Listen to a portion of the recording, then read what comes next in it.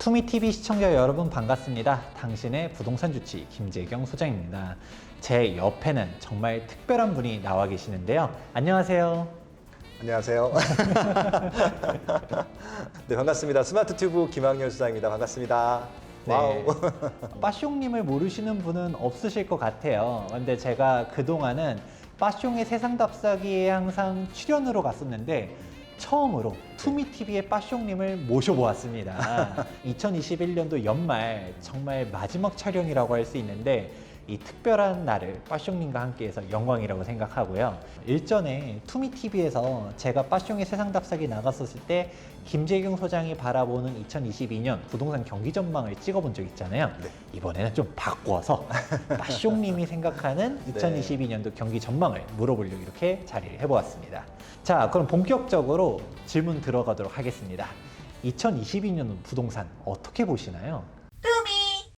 저희 방송 나오셔서도 말씀해 주셨지만 김재경 소장님과 저는 아마 큰 틀에서는 의견이 다르진 않을 것 같습니다. 다만 저는 이제 시장을 예측하는 전문가는 아니고요. 말씀 몇 번 드렸지만 저는 이제 개별 프로젝트로 해당 입지에 대한 수요 조사, 이제 분양가 조사 이런 것들을 20년 동안 해오다 보니까 그래서 거기서 생긴 노하우 가지고 개별 입지로 보통 분석을 많이 했었습니다. 그래서 그런 차원으로 좀 말씀을 드릴게요. 기본적으로 서울이 제일 궁금하실 것 같아요. 대한민국 부동산이 서울이 중심이다 보니까 서울 같은 경우는 내년에 하락할 요인이 없다. 일단 먼저 말씀을 드리겠습니다. 하락할 요인이 없다. 이거 좀 무서운 이야기이긴 한데. 하락을 하려고 하면은 가장 중요한 것은 일단 매도자보다 매수자가 적거나 아니면은 매수자보다 매도자가 많거나 이런 조건이어야 되는데요. 서울은 일단 그것들을 논할 수 있는 수준의 지역들이 아니에요. 왜냐하면 대기 수요라고 하는 게 있습니다. 많은 분들이 이제 이 부분들을 간과하고 계신데 서울의 인구가 점점 줄고 있다라는 측면들만 생각들을 하세요. 실질적으로 1070만을 정확히 기록한 다음에 그 다음부터 계속 하락을 했거든요. 인구가 줄기 때문에 아마 내년 정도면 이 950만 정도, 거의 한 100만 명 정도가 줄 것 같아요. 최근 한 10년 동안 있었던 일일 텐데 서울의 인구가 줄게 되면은 서울의 기본적인 수요가 줄 것이고 그러면 과거처럼 서울의 집들이 좀 많이 필요하지 않다라는 생각이 있으신 것 같더라고요. 근데 그것들은 좀 하락을 기대하시는 분들의 좀 어떻게 보면 착각? 내지는 좀 오해하고 계시는 것일 수가 있을 것 같아요. 서울은요, 인구가 감소하면 감소할수록 수요는 증가합니다. 굉장히 아이러니한 말일 텐데, 오늘 이후부터는 그렇게 이해하시면 좋을 것 같습니다. 집은요, 인구가 아니라 세대로 일단 필요하다라는 것들 먼저 염두에 주시면 좋을 것 같은데, 인구는 줄고 있지만 세대수는 증가하고 있는데, 아마 세대수가 증가하는 것들도 한계가 있을 거예요. 그 이유가 뭐냐면은 이 세대수는 항상 살고 있는 집과 매칭이 되어야 되는데 서울은 더 추가적으로 집을 무한정 늘릴 수 있는 땅이 없어요. 택지가 없습니다. 그러니까 유일하게 집을 늘릴 수 있는 방법은 기존의 용적률을 더 줘서 더 높게 짓던가 그 방법밖에 없네요. 그렇죠. 네. 그래서 항상 재개발 재건축이 뜬다라고 말하는 것도 네. 빈택지가 없잖아요, 서울에는. 재개발 재건축만이 유일하게 신축 아파트 공급한다라고 얘기하는데 네. 사실 빠숑님께서도 핵심을 딱 그렇게 짚어주신 거네요. 집을 더 늘려야 되는데 택지가 없다 보니까 위로 져야 되는데 위로 지금 못 짓게 하고 있잖아요. 오히려 더 줄이고 있어요. 그러니까 이게 더 줄이게 되면 어떤 문제가 생기냐면요. 재건축은 아마 일부 조금 이제 저층으로 예전에 만들었던 것들을 재건축하게 되면은 세대수가 증가하는 효과들이 있습니다. 근데 이것도 아마 중층 이상 재건축 시대가 되게 되면 아직까지는 저층 재건축이 위주였으니까 세대수가 안 늘어날 것이고 거의 1대1로 유지가 된다고 보시면 될 것 같고 재개발 같은 경우는 이게 케이스 바이 케이스이긴 하지만 대부분 재개발은요 줍니다.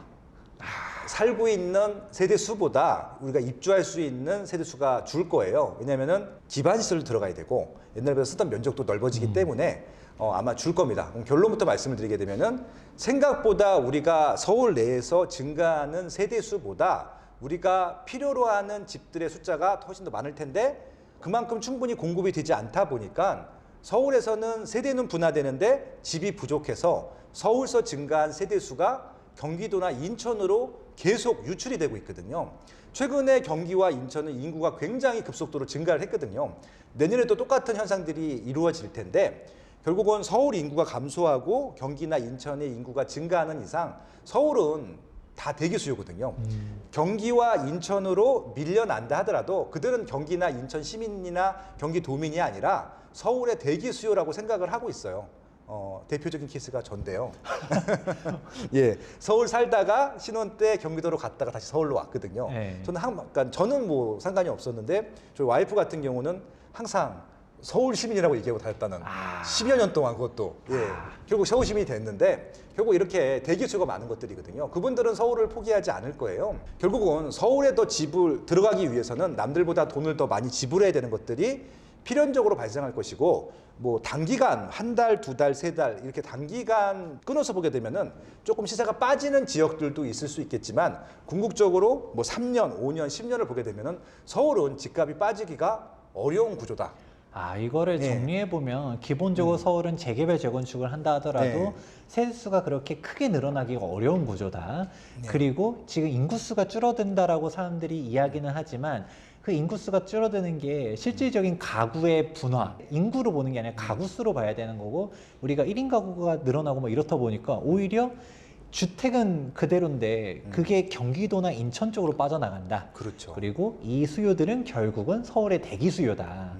서울 집값이 빠져나가기가 어렵다. 이렇게 정리를 해주셨어요. 아주 명쾌하고 깔끔하게 진짜 외모처럼 잘생기게 정리해 주셨는데요. 핵심은 그거예요. 서울은 집값이 빠질 수가 없어요.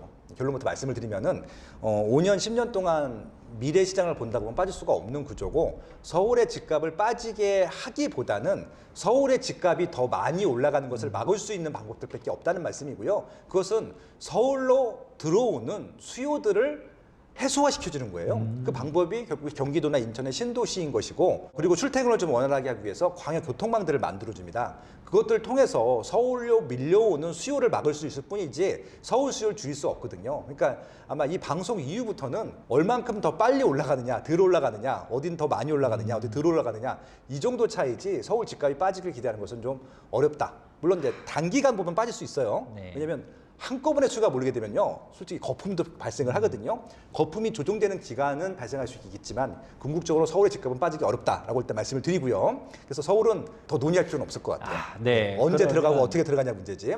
중요한 건 내년에 경기 인천이에요. 그렇죠. 예, 이게 아마 궁금하실 것 같아요.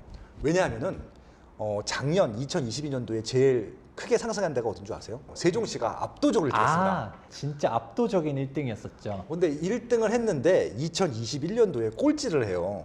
심지어 조정도 당했어요. 하반기 때는. 뭐 전체적으로 시세가 빠지지 않았는데 정확하게 7월 달부터 12월 달까지 일부 조정이 됐었어요. 그러니까 아마 인천도 올해 가장 많이 올랐기 때문에 2021년도 상승률 1위가 인천이기 때문에 세종시의 전철을 겪을 것이다 라고 예상을 하면서 인천 집값이 빠지길 기대하시는 분들이 꽤 많습니다. 그 근거 중에 하나가 너무 많이 올랐다는 측면 하나 하고요. 또 하나는 뭐냐면은 내년에 인천의 입주 물량이 어마어마하게 많아요. 그렇죠. 검단도 계속 나오고 장난 아니죠. 지금까지 한 10년 정도 역사를 뒤집어 봤을 때 아마 가장 많은 입주 물량이 있을 것 같습니다.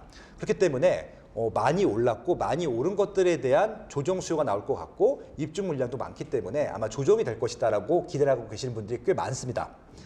그러면 이제 기대를 하시는 분들 같은 경우는 빠지면 살 것이냐 그건 또 논의를 할 텐데 중요한 것은 서울의 내년의 입주 물량이 역대급으로 적어요. 2만 세대 정도밖에 되지 않기 때문에 아마 서울에서 수요를 충족 못하신 분들이 서울에 계셨던 분들조차도 경기도나 인천으로 이제 가실 텐데 대안으로 인천을 택할 가능성이 높아요. 왜냐하면 서울 계시면요, 솔직히 입지를 보고 가시는 것들이기 때문에 새 아파트면은 보통 좋아하시지만 새 아파트가 아니라 입지가 좋은 구축도 다 선택을 하시거든요. 근데 서울 살던 분들이 경기도나 인천 가실 때는요, 입지 좋은 곳. 새 아파트를 보통 선택들을 많이 하십니다. 근데 다행히 인천이 내년에 새 아파트가 많이 공급이 되기 때문에 그런 수요들을 찾아갈 것 같아요. 요약을 하면은 인천에서도 아마 빠질 입지들도 있고 빠질 아파트들도 있을 텐데 인천에 서울과 연계된 지역들의 새 아파트들은 올라갈 것 같아요. 그 결국 핵심은 똘똘한 한 채라고 제가 항상 강조드리는 게 이게 뭐 서울 수도권 이게 아니라 인천 내에서도 신축이다. 이게 중요하다라는 거네요. 더군다나 인천은 신축이나 신축이 될 것들, 경기도도 아마 비슷할 것 같은데 결론은 기대하시는 것만큼 내년에 조정이 있을 것 같지는 않다는 말씀을 드려보고 싶은 것들이고 아마 빠진다라고 했을 때는 입주 물량이 많게 되면 경쟁들을 할 것 같거든요. 그럼 구축들, 특히 입지가 나쁜 구축들은 아마 조정이 될 수 있을 것 같아요. 하지만 서울에서 얼만큼 수요를 인천에 보낼지 이게 관건이거든요. 그러니까 인천 자체적으로는 시세가 올라가고 내려가는 걸 결정할 수 없어요. 서울에서 얼마나 수요를 많이 줄 것인지. 내년에 서울시장을 봐야 되는 이유는 딱 하나입니다. 경기도나 인천의 시세를 올릴 것인가 덜 올리게 하실 것인가 일 텐데, 서울이 거래를 원활하게 해주면은 아마 조금은 덜 갈 것 같은데, 올해처럼 거래를 거의 지금 정지시켜 놨잖아요. 대출 묶고 세금 묶어서. 이렇게 되면은 결국은 이 수요들이 경기도나 인천에서 해소를 해야 되기 때문에 2022년 인천을 가장 중요한 시장으로 보고 있습니다. 아우, 2022년 인천을 주목하라. 사실 저도 인천이 많이 올라가긴 했지만 인천을 좀 주목해야 된다라고 생각하기는 해요. 왜냐하면 우리가 남부 쪽은 솔직히 개발할 만한 데들 다 했잖아요. 네네. 이제 동쪽으로 가자면 사실 태백산맥이 막고 있고 북쪽은 사실 휴전선이 또 워낙 개발 제한 구역을 묶어 있는 데도 많고, 그러면 개발 압력이 이제 서측으로밖에 못 간다라고 생각하고 있는데, 저는 이런 방향성 큰 그림으로 봤는데 빠숑님 보다 더 디테일하게 네. 실수요 측면에서도 이렇게 분석을 해주셨습니다. 사실 서울 수도권에 대해서 위구심을 갖는 분들은 그렇게 많지는 않을 것 같아요. 네네. 뭐 경기도가 뭐 떨어지겠냐라고 생각하는 사람들이 있잖아요. 그런데 입지 전문가로 이제 활동을 하시니까, 그러면 서울 수도권 얘기는 했으니까 네. 이제 5대 광역시는 어떤지, 아니면 나머지들 기타 지방 중소도시들은 어떻게 바라봐야 되는지도 궁금하거든요. 네. 아마 내년에 지방 같은 경우는 아마 대혼란의 시기가 될 것 같아요. 왜냐하면은 그 전초전을 이미 서울, 경기, 인천에서 했기 때문에 서울, 경기, 인천에 있었던 일들이 지방 광역시에서 좀 작은 규모로 재현될 가능성이 높다라는 말씀을 좀 드려보고 싶습니다. 일단 2022년도 이전 시장들을 좀 정리해 보면요. 2019년도까지는 서울의 비싼 지역들이 많이 올랐고, 2019년도 이후부터는 서울의 좀 저렴한 지역들 혹은 경기, 인천이 많이 올랐고요. 최근 2021년도 같은 경우는 정말 수도권의 저렴한 지역들까지 다 올랐어요. 지방에서도 지연이 될 텐데, 지방이요 아마 서울보다는 한 1년이나 2년 정도 좀 늦게 시세들이 좀 오르기 시작했거든요. 그 이유가 뭐냐면은 그 전에 조정을 좀 했었어요. 부산도 약간 조정, 그 다음에 울산도 약간 조정, 뭐 창원도 약간 조정, 대구, 광주도 약간 조정, 그런 기간이 있었는데, 그 조정기가 끝난 다음에 많이들 올랐어요. 오른 다음엔 항상 빠지는 게 아니라 좀 쉬어가는 타임들이 있습니다. 그 쉬어가는 타이밍에 어떤 일이 있냐면은 그거보다 조금 더 저렴한 지역들 시세가 올라가기 시작하거든요. 올해하고 내년 정도에서는 아마 지방 같은 경우도 조금 저렴한 지역들의 그런 아파트들이 좀 움직이지 않을까라는 생각을 하고 있고요. 일단 광역시별로도 좀 간단하게 말씀드리면, 부산에 굉장히 많은 분양이 있었고, 정비사업 분양도 많았고, 택지개발 사업도 많았습니다. 그러니까 부산 같은 경우는 입주 물량, 그러니까 분양 물량이나 입주 물량들이 계속 끊이지 않고 있었습니다. 근데 부산이 굉장히 많이 올랐는데, 오른 지역들 사이사이 보면요, 굉장히 하나도 안 오른 지역들이 있을 거예요. 네, 아마 그런 지역들이 키 맞추기를 할 가능성이 높다라고 하는 것들이고요. 이미 많이 오른 지역들은 서울이 그랬던 것처럼 살짝 좀 쉬어갈 가능성이 높다. 왜냐하면 지금 부산도 이미 평당 2천만 원 넘어서 3천, 4천까지 가는 아파트들이 나왔거든요. 그 금액대가 왜 중요하냐면은 대출이 안 나와요. 그러니까 대출이 나오지 않은 상태에서 서울같이 대기수가 많은 지역들 같은 경우는 이제 대출이 나오지 않는다 하더라도 사는 사람들이 많기 때문에 가격이 조금씩 미미한 시고가 갱신하고 있지만, 지방 같은 경우는 아직까지는 대출을 받아서 샀던 지역들이 많기 때문에 아마 6억 원 구간, 9억 원 구간, 15억 구간 그 직전에 도달한 아파트 중에서는 상승을 좀 못하는 것들이 좀 발생할 것 같고, 아마 6억 원 이하 아파트들이 많은 지역들 같은 경우는 조금 올라갈 수 있을 것 같아요. 지방이라 하더라도. 그래서 부산도 마찬가지일 것 같고, 광주도 마찬가지일 것 같고, 울산도 마찬가지일 것 같은데, 지금 이제 중요한 구역이 딱 2개가 남았어요. 광주 그 광역시 중에서는 대구가 하나 있고 대전이 있습니다. 대전과 대구의 공통점은 거의 조정 없이 아마 문재인 정부 내내 올랐었어요. 근데 많이 오르다 보니까 대구 같은 경우는 정말 엄청나게 많은 분양이 있었습니다. 아마 계산해 보시면 아시겠지만 대구 같은 경우는 거의 서울급으로 분양을 많이 했었어요. 근데 지금도 많지만 앞으로도 네. 예정돼 있다라는 게 사실 문제라고들 많이 하죠. 시장이 좋기 때문에 그랬던 것들이었고요. 이제 그런 물량들이 아마 소화가 될 때까지는 여기는 조정도 될 수 있을 것 같고 보합도 될 수 있을 것 같습니다. 하지만 올라갈 수 있는 시장은 아닌 것 같고요. 이 물량들이 해소될 때까지는 아마 좀 거의 평행선에 이루지 않을까. 그렇다고 빠지진 않을 것 같아요. 왜냐면은 실거주 요건이 강화됐기 때문에 그리고 이전에 좀 피가 많이 올랐어요. 그래서 아마 피가 조정될 수 있을지 모르겠지만은 분양가 이하로 데려가기는 어려운 시장이다라는 말씀을 좀 드려보고 싶은 것들이고, 구축에서 신축을 하는 수요들, 혹은 단독 다세대 빌라에서 아파트로 가는 수요들이 있기 때문에 그런 분들이 일단은 굉장히 큰 폭으로 빠지는 것들은 막아줄 겁니다. 그렇게 이해하시면 될 것 같고요. 대전 같은 경우는 의외로 굉장히 많은 시세 상승이 있었고 분양들이 있었는데 옆에 세종시가 있다 보니까 가격들이 생각보다 많이 안 올랐었어요. 그러다 보니까 대구는 많이 올라서 많이 오른 호가들이 내려오는 경향들이 있었는데, 대전 같은 경우는 세종시가 계속 꽉꽉 누르고 있었기 때문에 물량으로 생각보다 많이 오르지 않아서 어느 정도 안정적으로 가는, 그렇게 좀 이해하시면 됩니다. 다만 대전도 쉬지 않고 거의 4년 내내 올랐기 때문에 지금까지 오는 것만큼 큰 폭으로 올라가긴 좀 어렵다 정도로 봐주시면 될 것 같습니다. 그래서 좀 약보합 정도로 보시면 될 것 같아요.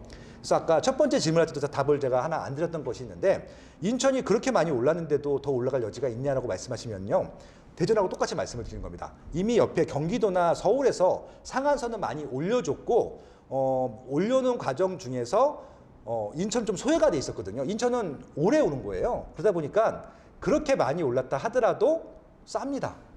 그러니까 이게 절대적인 가격이 싸다는 게 아니라 서울이나 경기보다 싸기 때문에 그 싸다는 인식이 있는 동안까지는 인천은 올라갈 수밖에 없다는 말씀을 드리고 싶은 것들이고, 같은 논리로 세종시가 작년에 굉장히 많이 오르다 보니까 대전이 싸 보이는 거예요. 그래서 뭐 입주 물량이나 분양 물량이 있다 하더라도 분양이 잘 될 것 같아요. 왜냐면은 우리나라 분양가 자체가 높게 분양을 못하게 책정이 돼 있기 때문에 현재 분양가라고 하면 분양도 잘 될 것입니다. 다만 이게 원만하게 분양권을 거래할 수 있는 시장은 아니기 때문에 피가 많이 붙거나 가격이 상승하거나 그런 것들은 조금 기대하지 마시고 보수로 접근하는 게 좋겠다라고 좀 일단 광역시 시장을 말씀드리고요.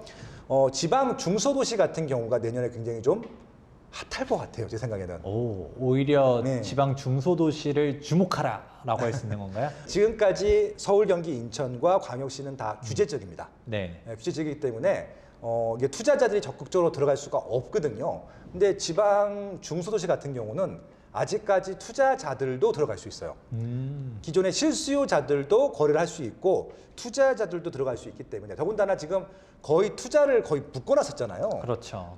근데 이 투자 수요층들은 뭔가 투자를 해야 되거든요. 그러니까 이제 아파트가 아닌 비아파트 상품 쪽에 많이 집중했던 이유 중에 하나가 투자를 해야 되는데 아파트를 투자 못하기 때문에 그랬었거든요. 근데 아마 그것들이 내년에는 아마 이제 단기 투자 상품들 같은 경우는 이미 서울 수도권에 있는 비아파트들 같은 경우도 너무 많이 올랐기 때문에 그동안 올랐던 시세 상승을 기대할 수는 없기 때문에 좀 저렴한 물건들을 찾아갈 것 같고요. 그렇기 때문에 지방의 중소도시들의 아파트들이 조금 더 주목을 받지 않을까, 그렇게 좀 조심스럽게 좀 예측을 해보겠습니다. 기본적으로 광역시 같은 경우도 서울과 비슷한 패턴으로 재현될 가능성들이 있다. 그렇죠. 라고 얘기했고, 사실 중소도시도 어떻게 따지면 큰 틀에서 이렇게 저평가된 데들을 찾아 흘러가는 유동성, 네. 그리고 투자 수요들이 움직일 수 있다라고 볼 수 있는데, 광역시는 그래도 튼튼한데 기반도 있고, 네네. 중소도시라는 그 카테고리도 약간 조금 뭔가 기준이 있을 거 아니에요. 네.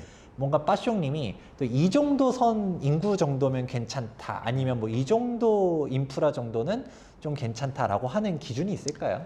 그러니까 이제 광역시도 포함인데요. 솔직히 말씀드리면 광역시도 다 올라간다는 게 아니라 다 내려간다는 게 아니라 서울에서도 개별 단지 분석을 했던 것처럼 광역시도 그렇게 좀 쪼개서 보시는 게 맞을 것 같고요. 심지어는 해운대구에서도 올라가는 게 있고 내려가는 게 있을 것 같습니다. 똑같은 논리로 지방 중소도시도 같은 권역이라 하더라도 올라가는 게 있고 내려가는 게 있습니다. 일단 그걸 좀 기준을 말씀드려보고 싶은데, 서울이 일단 1000만이라고 볼게요. 1000만인데 25개구죠. 그럼 한 개구가 40만 정도라고 보시면 됩니다. 그래서 그 서울이 중요한 이유 중에 하나가 그런 기준 인구수를 말씀해 드릴 수가 있는 것들이거든요.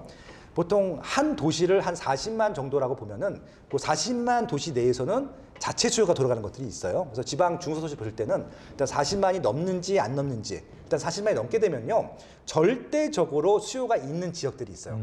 그 안에서 순환이 된다는 얘기고요. 인기가 있는 지역, 적당히 있는 지역, 보통, 그다음에 없는 지역, 아예 없는 지역, 한 5개 정도 나눠갖고 순차적으로 좀 볼 수 있는 데가 있고요. 40만이 안 된다라고 했을 때는 전 최소 단위를 일단 5만으로 봐요. 5만인데 이거 그럼 너무 적은 게 아닙니까? 5만 정도라고 하면은 한 개 동이 인구밖에 안 될 텐데. 근데 그러니까 모든 지역을 5만으로 보는 게 아니라 이 기준을 정해 보시면 정확할 것 같습니다. 1군 브랜드 그 아파트가 들어가 있으면요 5만이라도 괜찮습니다. 분명히 절대 수요가 있는 아파트가 있을 것 같아요. 왜냐면은 제가 그걸 했었거든요. 사전 수요 조사라는 것들을 해요. 그러니까 이 지역에 이런 브랜드의 이 정도 아파트들이 분양을 했다고 했을 때 분양이 될 것인지 시세가 유지될 것 같은지에 대해서 늘 분석을 하기 때문에 1군 브랜드가 있으면 거기는 수요가 있다라고 보는 겁니다. 그래서 결국은 40만이 넘어가는 도시들은 1군 브랜드가 아니라 하더라도 자체 수요로 움직일 수가 있고요. 40만이 안 되는 지역들 같은 경우는 1군 브랜드 아파트가 들어가는지 보시고 한번 판단해 보시면 좋을 것 같고요. 1군 브랜드 다 들어가 있던데요. 속초도 들어가 있고 뭐 익산도 들어가 있고 거기는요 다른 수요가 있는 것들이죠. 예를 들어서 익산 같은 경우는 옆에 전주라고 하는 대도시가 있고 익산 자체도 일자리가 많고 KTX 여기 쓰잖아요. 뭔가 기반시설이 좋은 것들이죠. 속초는 뭐냐면요. 인구가 8만이 안 됩니다. 6만, 7만 전후 왔다 갔다 하는데 거기는 현지 주민들끼리만 아파트를 거래했으면은 아파트 가격이 오르지 않았을 거예요. 아마 400만 원 이하 시장이었었거든요. 근데 언제부터 가격이 오르기 시작했냐면은 세컨드 하우스로서 속초를 사요. 설악산에 갔다가 내려와 갖고 야 여기 아파트 바닷가 앞에 있는 아파트 하나 사면 좋겠다. 오션뷰네. 삽니다. 예. 그러다 보니까 이게 가격이 이중으로 형성됩니다. 400만 원대 아파트가 있고 1000만 원대가 넘는 아파트가 생긴 거예요. 그것들을 보면서 1군 브랜드들이 분양을 합니다. 분양을 했더니 분양이 돼요. 그 다음부터 1군 브랜드가 막 들어갔거든요. 그래서 디오션 자이라고 하는 이제 그 자이 건설에서 그러니까 GS 자이 건설에서 GS 건설에서 지은 아파트가 있는데 펜트하우스가 17억에 거래됐어요. 17억이요? 그러니까 이건 경기도에서도 거의 없거든요. 그만큼 속초는 세컨드 하우스 수요가 있는데 아마 속초 주민들이 사진 않았을 겁니다. 아마 이제 외부인들이 살 텐데 인구가 적다라고 했을 때도 인구가 적은 이유들을 봐야 되는데 부지가 적어서 인구가 적을 수도 있는 것들이거든요. 아무튼 그것들이 판단이 안 되신다 그러면 저는 뭐 이것들을 맨날 그러니까 매일 조사를 하는 사람이기 때문에 제가 자신 있게 말씀을 드릴 수 있는 것들이지만 일반인 입장에서 보면요 1군 아파트가 들어갔는지 여부 가지고 이 지역에 또 절대 수요가 있구나 정도로 판단하시면 될 것 같아요. 이거 정말 좋은 꿀팁인 것 같아요. 네. 그냥 우리가 기본적으로 빠숑 얘기를 제가 쭉 들어보다 보니까 일단 쉬운 거는 인구 40만. 네. 근데 인구 5만 넘어간다 하더라도 이게 진짜 우리가 개별 입지들을 다 분석하지 않는 이상은 좀 어려울 수 있는데 네. 이미 1군 건설사의 그 분양팀들이 이미 사전 조사들을 다 하고 들어갔으니까 그렇죠. 일단은 1군 건설사가 들어간다 이 꼴은 어느 정도 그 건설사에서 이게 분양 사업성이 있다는 걸 판단하고 들어간 거다. 그렇죠. 간접적으로 유추할 수 있다. 그러면 이런 식으로 쭉 이야기하면서 지금 지역별로 광역시, 중소도시까지 쭉 얘기해드렸는데 빠숑님이 유익 있게 살펴보는 주요 지표가 있다면 어떤 건지 몇몇 개 좀 소개시켜 주실 수 있나요?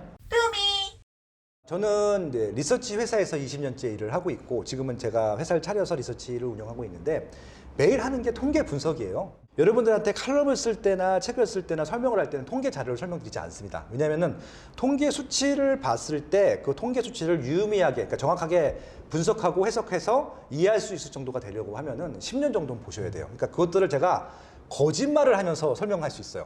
통계 갖고 장난친다고 그러잖아요. 그렇죠. 그거 얼마든지 할 수 있습니다. 왜냐하면 저도 클라이언트 PT 할 때 수치 갖고 장난도 치거든요. 과장돼 보이기도 해야 되기 때문에. 근데 일반인분들한테 그런 걸 설명드리진 않아요. 그러니까 제가 이제 지금부터 말씀드리는 말씀은 통계를 보더라도 이 정도만 보면 된다라는 말씀이고 어떤 통계를 봐야 되는지 딱 그 정도만 말씀을 드리면 좋을 것 같아요. 뭐 여러 가지 수치가 크고 작은 거 이렇게 보시지 마시고요. 일단 기본적으로 현재 이 지역의 시세가 올라가는지 내려가는지 이 정도만 판단할 수 있는 간단한 팁만 좀 알려드리도록 하겠습니다. 기본적으로 입주 물량을 보시는데 그 입주 물량이 많은지 적은지를 여러분들 판단 못 하세요. 대부분 많은 전문가들이 입주 물량이 많게 되면 조정이 되고 입주 물량이 좀 적게 되면 올라간다라고 판단하시는 분들이 많을 텐데 그렇게 강의하시는 분들도 있고요. 그렇게 하면 안 돼요. 일단 그럼 다시 이유를 말씀드릴게요. 그럼 뭘 보셔야 되느냐? 차라리 그 지역의 가장 비싼 아파트를 보세요. 그게 제일 정확합니다. 그 아파트 시세가 올라가는지 내려가는지만 보셔도 시장 예측이 어느 정도 가증하거든요. 왜냐하면 거기는 절대 수요가 있기 때문에 그렇습니다. 인구 5만이 넘게 되면은 아파트를 넣는지 안 넣는지 보통 고민들 한다고 말씀드렸잖아요. 그럼 더군다나 1군 아파트가 들어가게 되면은 그 1군 아파트가 무조건 랜드마크 아파트고 제일 좋은 아파트입니다. 큰 지역이든 싼 지역이든 그 지역의 랜드마크 아파트, 제일 인기 있는 아파트, 그런 아파트를 보시면서 시세가 올라가는지 내려가는지 보시면서 아마 이것들이 좀 올라가는 추세다, 내려가는 추세를 좀 판단하시면 될 것 같고요. 거기다 하나만 더 보탠다고 말씀을 드리면은 미분양 물량이에요. 미분양 물량이 쌓이고 있는지 줄고 있는지만 보시면 좋을 것 같아요. 미분양 물량이 없을 때는요. 그럼 따질 필요도 없잖아요. 지금 서울은 미분양 물량이 없습니다. 찾아보시면 40 몇 세대가 있는데 그거는 악성 미분양이라 그래서 분양하신 분들이 분양을 하고 싶지 않은 거예요. 싸게. 지금 전세로 다 차 있습니다. 그것들은. 그리고 또 없는 지역이 세종시입니다. 그러니까 이제 이 말씀을 왜 드리느냐. 세종시가 올해 꽤 많이 조정됐다고 말씀을 드렸잖아요. 지금도 폭락을 할 거라고 굉장히 많은 분들이 전망을 하시기도 하고 실제 폭락을 주장하시는 분들이 세종시를 예를 들기도 합니다. 근데 세종시는 미분양이 없어요. 단기간 조정될 수는 있어요. 왜? 입주 물량이 몰릴 때 혹은 너무 많이 갑자기 올랐을 때 그리고 옆에 저렴한 아파트가 또 입주하고 있을 때 같은 경우는 조정이 될 수도 있습니다. 근데 기본적으로 세종시에 미분양이 없다라고 하는 것은 미래에 세종시에 살 사람들이 미리 사놓은 것들이잖아요.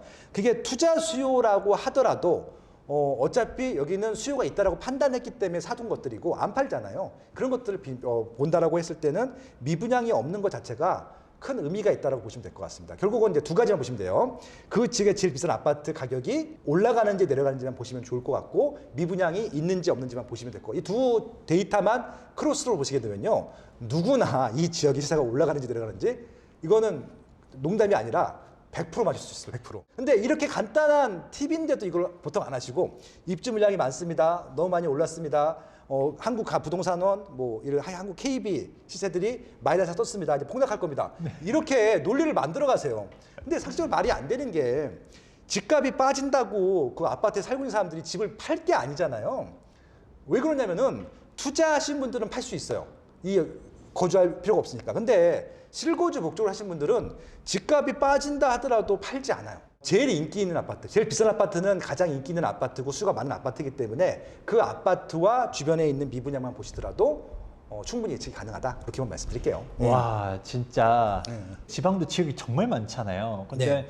지금 얘기한 두 가지와 또 앞서서 얘기했었던 1군 건설사가 들어가냐 안 들어가냐 네. 그럼 이렇게 세 가지를 다 총합하면 입지 분석하기가 그렇게 어렵지 않겠다 네. 생각이 드네요. 그러니까 그 수요 분석을 할 필요가 없어요. 저는 이제 그 건설사들이나 이런 나라에다가 국토교통부나 LH공사에다가 보고서를 제출해야 되고 거기는 무조건 통계 수치가 들어가야 되거든요. 그렇죠. 제가 몇 세대가 살고 있고 몇 세대가 또 필요해서 몇 세대를 분양해야 됩니다. 이렇게 구체적인 수치를 말씀을 드리는데 여러분들은 그렇게까지 아실 필요가 없고요. 그거는 이제 거기서 이제 돈을 지불해야 되는 사람들의 문제인 것들이고 개발을 해야 되는 사람들의 문제인 것들이기 때문에 그분들은 그 내부적으로 보고를 하기 위해서 그게 필요한 것들이지 여러분들은 이 아파트를 살 것이냐 말 것이냐 가격이 올라갈 것 같으면 사는 것들이고 가격이 빠질 것 같으면 안 사는 것들이잖아요. 그래서 지금 말씀드린 그 기준으로만 판단하셔도 충분하다라는 말씀을 드리겠습니다. 야, 네. 이게 진짜 다른 전문가가 얘기했으면 모르겠는데 빠숑님 같은 경우는 갤럽에서 계속 진짜 보고서를 쓰셨었잖아요. 그렇죠. 그런 전문가분께서 오히려 다른 통계 수치 필요 없다. 가장 대장 아파트 그리고 미분양 물량 그러고 마지막으로 1군 건설사 들어가냐 안 들어가냐 이렇게 세 가지만 추리해 본다 하더라도 여러분들은 입지 분석이 가능하겠다라고 정리해 볼 수 있습니다. 지금까지 2022년도 전망부터 시작해가지고 각 도시들은 또 어떻게 접근하는가 쭉 설명을 해주셨는데 2022년도에는 가장 빅 이벤트가 있잖아요. 네. 대선이 있는데 그러면 여야 후보들에 따라서 어떻게 부동산 정책이 바뀌어질 수도 있는데 약간 좀 민감한 질문일 수는 있겠지만 빠숑님께서는 어떻게 바라보고 있으신가요? 제가 이제 이 질문을 벌써 한 6개월 전부터 계속 받았었고 받을 때마다 다른 얘기를 했어요.